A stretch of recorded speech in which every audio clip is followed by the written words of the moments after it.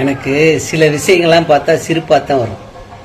ஏன்னு கேட்டா, தீர்ப்பு சொன்ன நீதிபதி மேலேயே திருப்பி கேஸ் போடுறாங்களாம். இப்போ தமிழ்நாட்டில் ஒரு பிரச்சனை நடக்குது. ரொம்ப வேணாம், நம்ம திருப்பரங்குன்றம் கோயிலையே வச்சுக்கிருவோம். அதில் பெரிய போராட்டம் நடந்துச்சு. அப்போ கோயிலுக்குள்ளே போகக்கூடாது அப்படின்ற தடுக்கிறது போலீஸ் தடுக்கிறாங்க. அந்த போலீஸுக்கு ஆர்டர் கொடுத்தது யாரு? எம்எல்ஏவுக்கு தெரியும். எம்எல்ஏ எம்பிகிட்ட போன் பண்ணுவார்.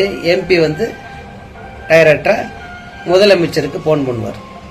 இப்படி பிரச்சனை இருக்குண்டு. அப்போ அந்த முதலமைச்சர் என்ன சொல்றாரோ அதுபடி தான் இங்கே நடக்கும். தமிழ்நாட்டில் தலைமை யாரு?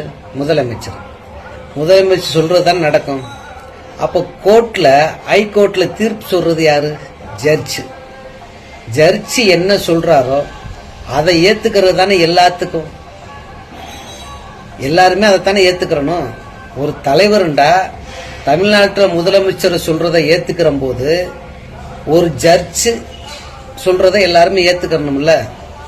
ஒரு ஜட்ஜு ஒரு ஜட்ஜா ஆகும்போது அவர் எல்லாத்துக்கும் சமமா இருப்பார்னு சொல்லி தான் அவரை ஜட்ஜா ஆக்குறாங்க. ஜட்ஜா ஆக்குறது ஒன்றும் சாதாரண விஷயம் கிடையாது. அந்த படிப்பு படிச்சிருக்கணும். எல்லாத்துக்கும் அது பொதுவான ஆளா இருக்கணும். ஒரு பக்கம் சாயாம எல்லாத்துக்குமே சரிசமமா இருக்கணும்ன்றதான் ஒரு ஜட்ஜை உருவாக்குறாங்க. அந்த ஜட்ஜை சரியில்லை, அவர் மேல கேஸ போடணும்டா நம்ம யாருகிட்ட போய் நம்மளுடைய பிரச்சனைய சொல்லுவோம்? சொல்லுங்க. அப்ப நேரடியா கடவுளே சொல்லணும் இருக்கு.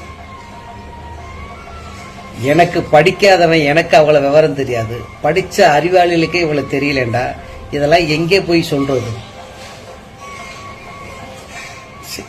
அசிங்கமா இருக்கு.